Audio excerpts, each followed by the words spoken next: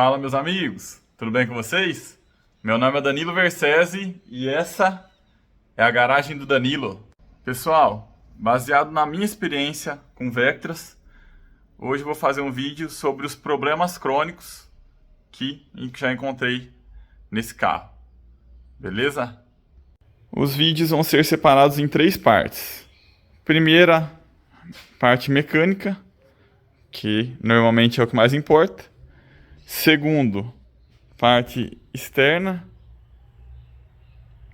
E terceira, acabamentos. Então, meus amigos, espero que já curtam o vídeo aí. Compartilhem se possível e se inscrevam no canal. Beleza? Bora pro vídeo. Bom, nessa garagem aqui já se passaram pelo menos 15 Vectras. Hoje eu tenho 2, um 8 válvulas e um 16, que não está aqui no momento.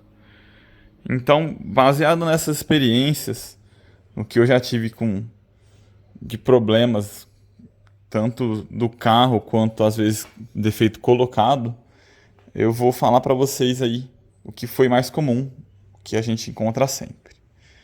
Então, começando aqui pela mecânica, as duas coisas mais crônicas que todo mundo sabe é esse daqui, vazamento na junta da tampa de válvulas. Isso daqui é crônico.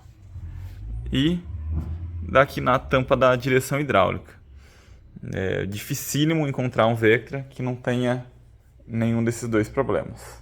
Os Vectra B mais novos, versão B, é essa daqui, do retrovisor bonito. Então, esse carro, os mais novos, os últimos que saíram, que no caso é esse modelo aqui, com essas versões, né?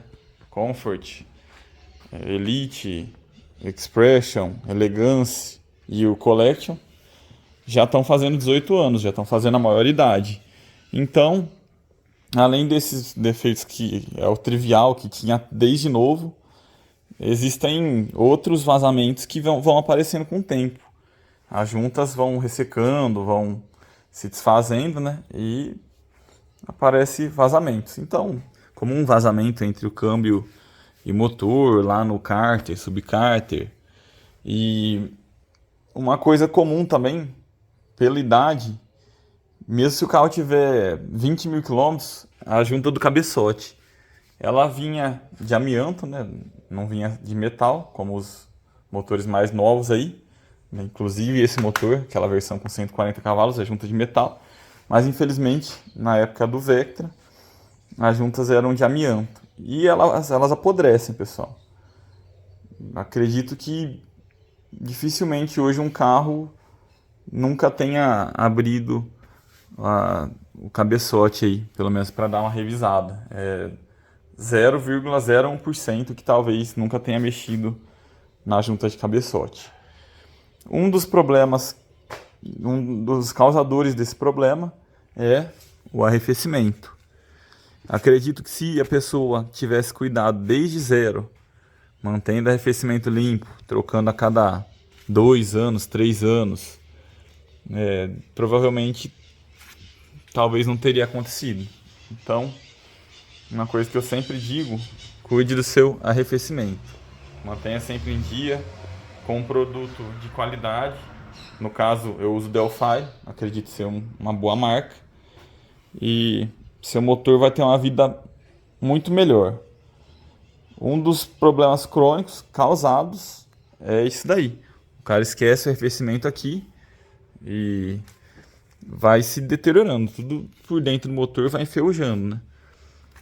É normal esse reservatório amarelar, mas o importante é que tem dentro, né? Se tiver amarelinho e lá dentro não tiver oxidado, tá ótimo. Recomendado até, se não me engano, é 5 anos, mas quanto mais velho o carro, mais constante deveria ficar a manutenção, né? Então, a dica principal que eu dou nos Vectra, por isso que eu tô até mais tempo falando aqui sobre isso, é manter o arrefecimento em dia sempre. Uma coisa relacionada a arrefecimento, mas independente dele, é esse cano aqui, ó, que vai atrás do motor. Tem uns que chamam de flauta. Enfim, cada um tem um nome. Cano atrás do motor. O que ele acontece com ele?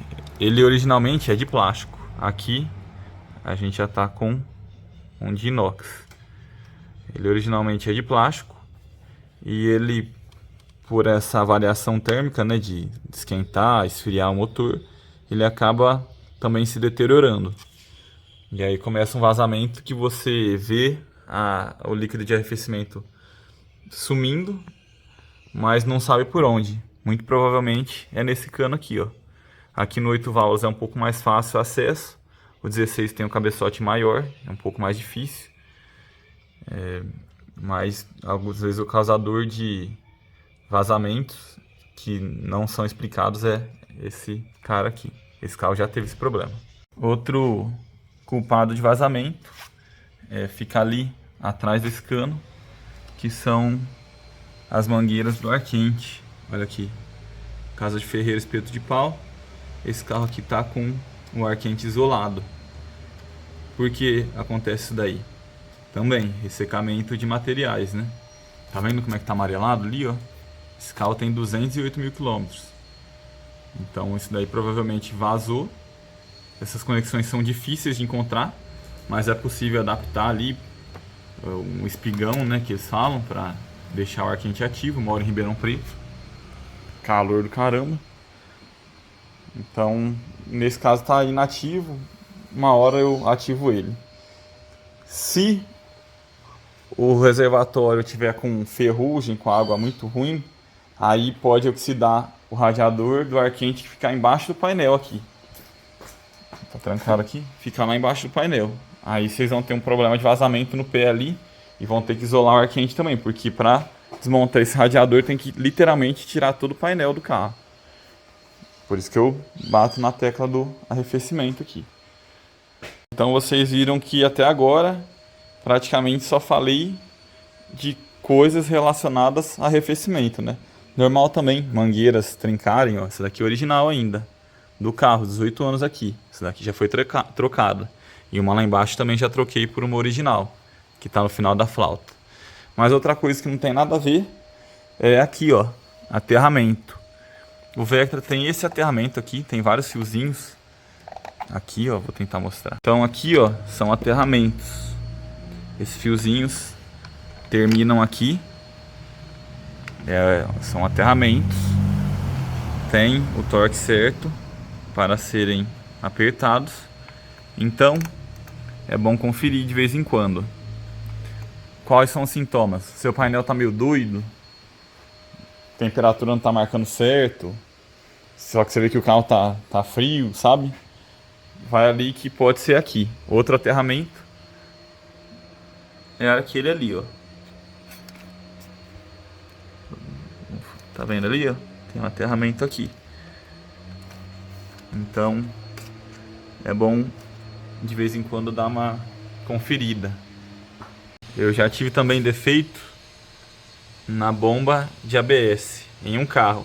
Curiosamente também eram 8 válvulas top full, completão. No caso daquele carro era a bomba do ABS mesmo, mas nesse carro aqui tive problema do ABS acendendo e eram conectores que vão nas rodas aqui.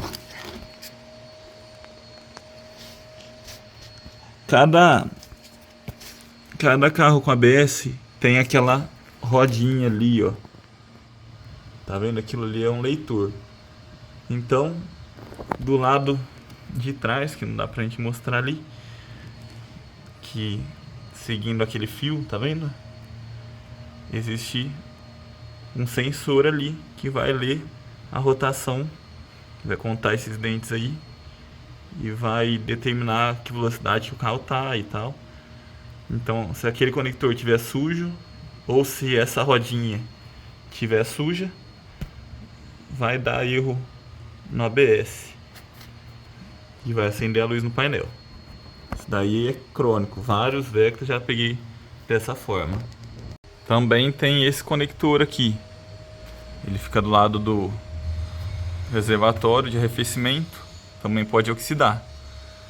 Então, caso vier acender a luz do ABS, ver todos os conectores das rodas de trás também, ó. Vamos lá na roda de trás. Aqui fica mais fácil de ver.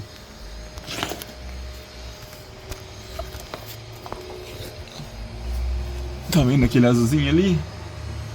Então, desmontar, verificar, limpar, porque às vezes seu ABS aceso é só um carinha daquele ali que tá sujo. Uma peça também que dá problema de vez em quando, pode acontecer, é o sensor de rotação. Ele fica lá embaixo, lá enterrado, e o carro não dá partida. Quando ele tá ruim, você gira a chave, o motor gira, mas não pega, entendeu? Como é que você sabe que é ele? Quando o motor tá girando, ele sobe um pouquinho o conta-giros, né? Quando tá normal. E se ele não subir e o carro não pegar, é o sensor de rotação, macete que eu aprendi com inscritos. Então ele fica lá embaixo, é uma pecinha barata, mas que pode parar o carro. Outras coisinhas assim, tipo que luzinha pode acender, pode acontecer, todos esses plugzinhos, ó, tá vendo? É tudo velho isso daqui, pessoal.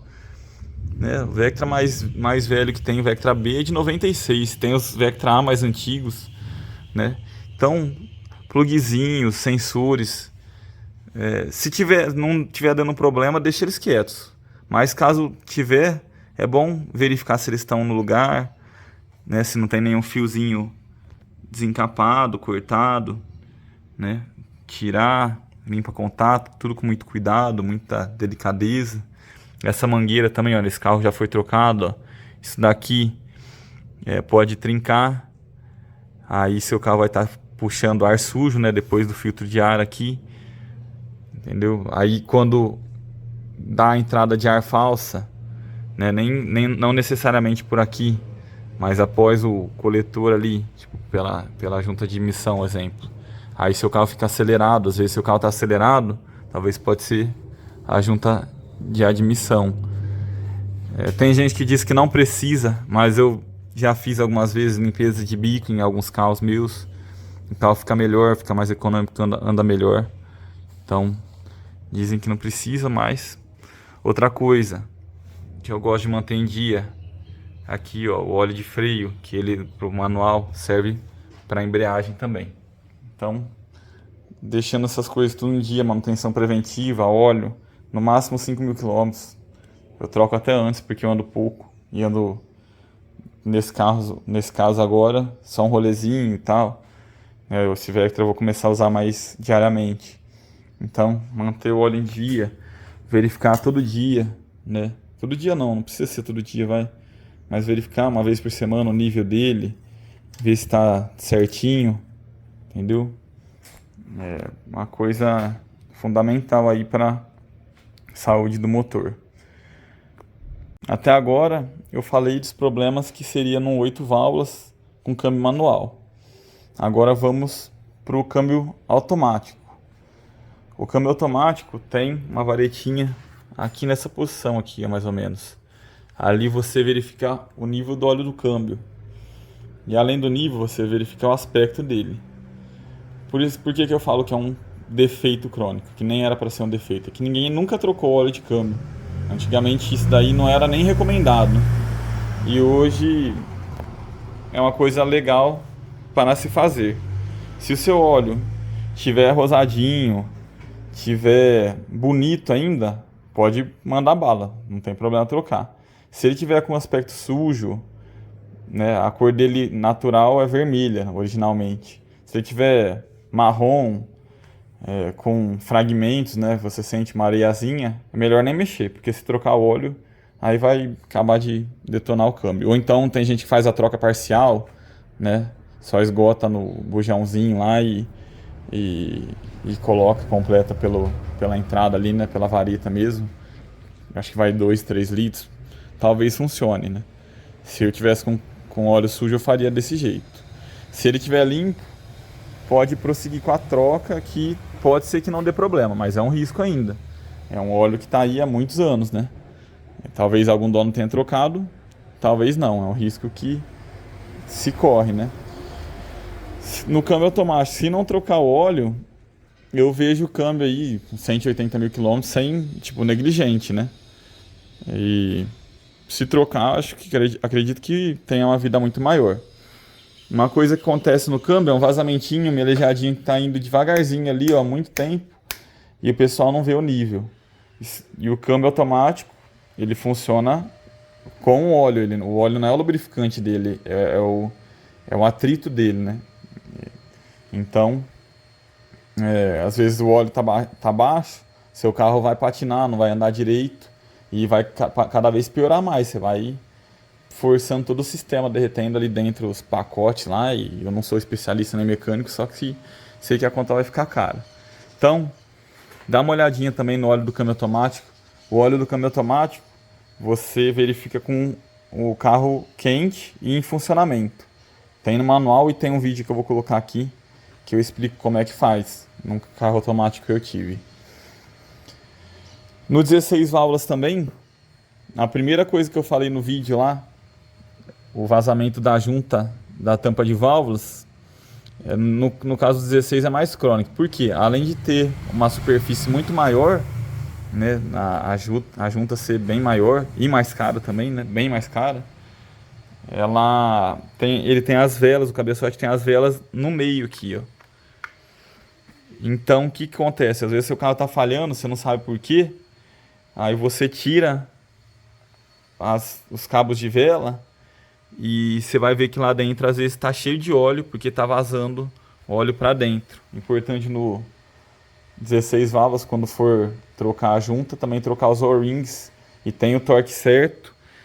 E tem que ser feito dessa maneira, assim, ó. 1, 2, aí vem para cá, 3, 4, 5, 6, sabe? Vem em caracol, assim. Se esse aperto. Torque certo, junta original, melhora. Não acaba. Porque que eu falei, desde zero, esses carros vazam na junta de tampa de válvulas. Vou até abrir um parênteses aqui, contar uma história, que em 2009, meu pai tirou um Vectra C0, 9 modelo 10, já era o Next Edition, com motor 140 cavalos, aqui, que é verdinho aqui. Na primeira revisão, eu reclamei que estava melejando aqui, trocaram a junta de tampa de válvulas. Na segunda revisão, reclamei também. E na terceira, reclamei também. 3 juntas de tampa de válvulas e não resolveu o problema dentro da concessionária. Então a gente sabe que problemas que vêm de fábrica mesmo, sabe? De resto aqui, pessoal, não tem muito o que dá problema. Talvez eu possa ter esquecido de alguma coisa aí, né? Mas acho que falei a grande maioria dos problemas aqui dessa parte do motor e câmbio, né? Coisinhas crônicas, tipo isso daqui é novo, acho original ainda, mas com o tempo ele se desfaz também, resseca. A tampa do arrefecimento, não sei porquê, mas eu vejo vários Vectra com outras tampas, né, que não sejam originais, igual esse daqui, por exemplo, veio com tampa paralela. O ideal é que seja a tampa original, ela tem a pressão certa aqui, ó. Se o carro ferver, ela vai vazar, né, do jeito certo. Esse daqui sempre quebra ou se desfaz, pelo menos essa borrachinha também acontece. Então, defeitos crônicos, né? Tudo aqui tá muito quente e na hora que você desliga, ele esfria. Depois, na hora que liga, ele aquece. Então, tudo tá muito quente, tá tudo sujeito a ressecar aí num carro dessa idade um pouquinho mais avançada aí, né? Filtros, sempre troco, que eu troco óleo, eu troco filtro de combustível. Filtro de ar-condicionado a cada 2 ou 3 trocas, fica aqui bem facinho de trocar, sabe? E esses são os problemas de motor e câmbio. Vamos ali para suspensão e freios agora.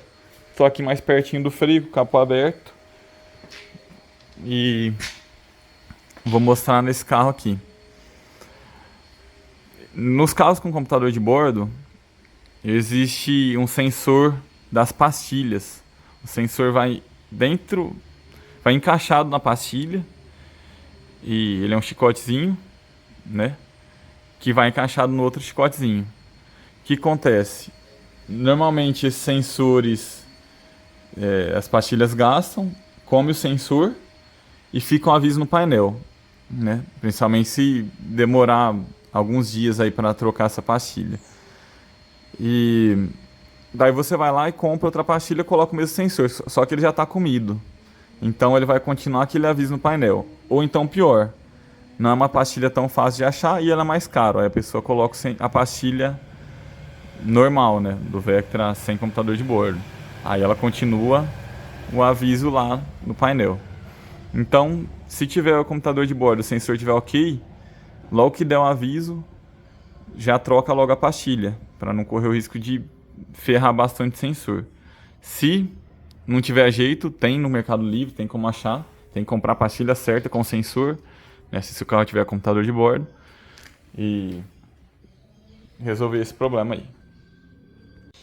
Agora indo de freio para suspensão, no caso do Vectra, o principal problema dessa parte é a traseira. É um problema e uma virtude, né? Porque é uma suspensão multilink, as rodas se comportam independentes uma da outra, isso daí traz um conforto e uma estabilidade maior. Porém, é um sistema complexo. Aqui tem 7 buchas. Vamos contar. Tem 2 aqui, ó. 1, 2 na extremidade desse braço, 2 ali, 2 no amortecedor e aquela ali. Então, tudo aqui é caro, principalmente as buchas hidráulicas, e tem que ser comprado de marca boa, se tiver um problema. Não adianta você comprar de uma marca ruim, porque vai te dar problema. E a marca boa hoje recomendada é a Axios, principalmente da bucha hidráulica. Porém, tem uma dica para vocês aí nesse caso. Se o problema for barulho, a gente pode vir aqui no banco traseiro e mexer ele para frente, para trás assim. Se tiver uma folga, provavelmente o barulho vem do banco traseiro. E parece muito o barulho da suspensão na parte de trás, ele fica batendo.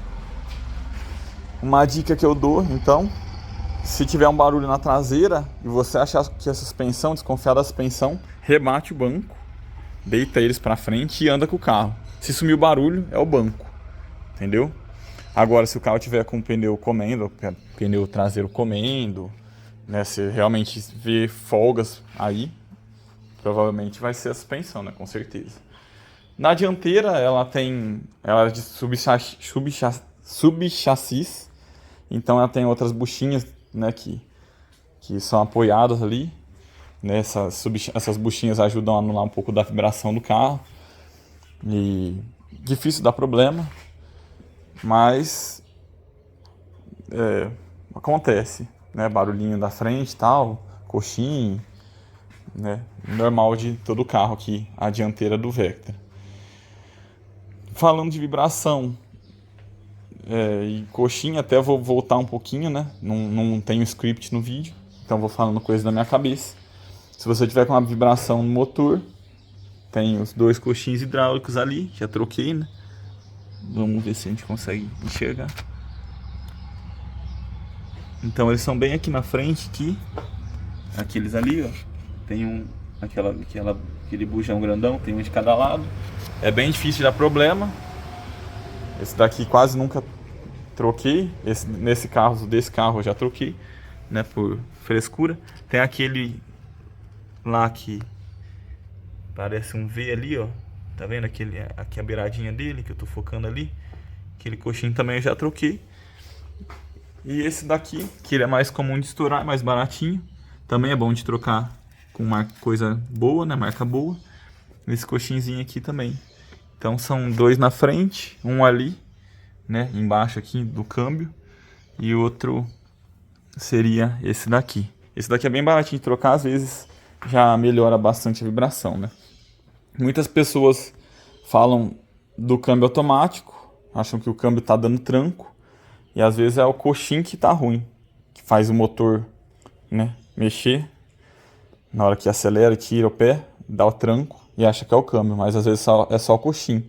Talvez o cara abra o câmbio sendo que é só os coxins os problemas, né? Então, uma coisa a se pensar. E voltando também no câmbio manual, né?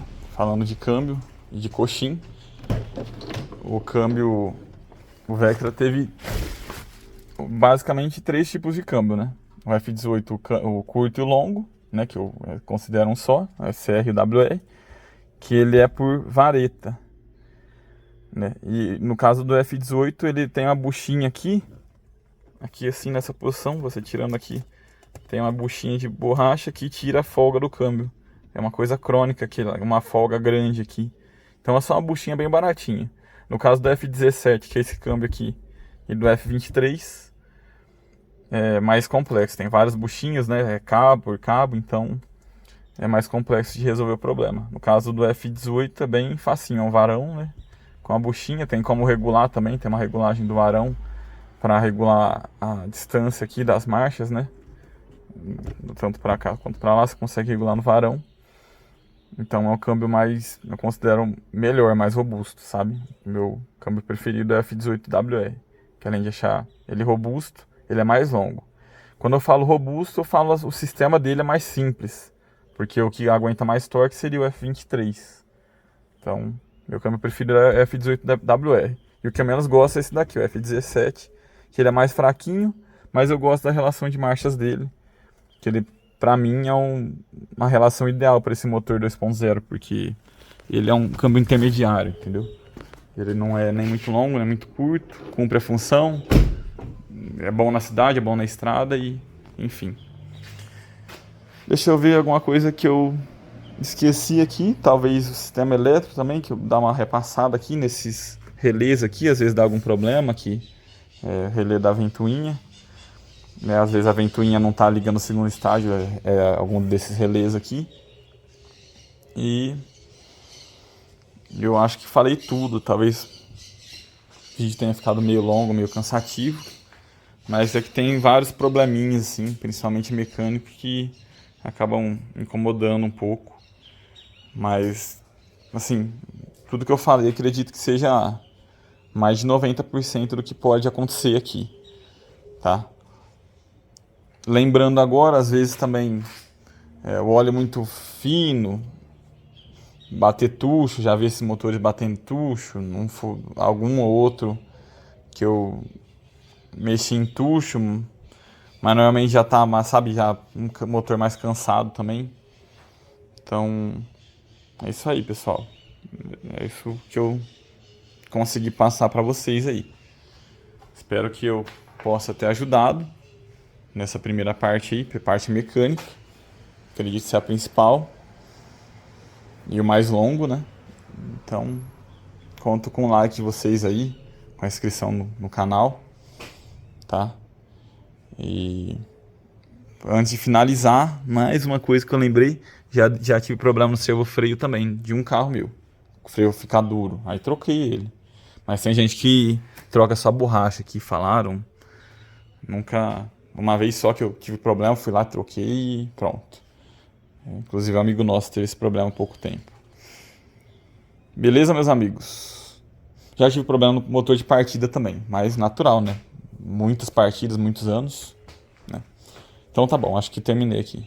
Espero que tenham gostado do vídeo. Se gostaram, dê o curtir, se inscreva no canal e até a próxima. Um grande abraço.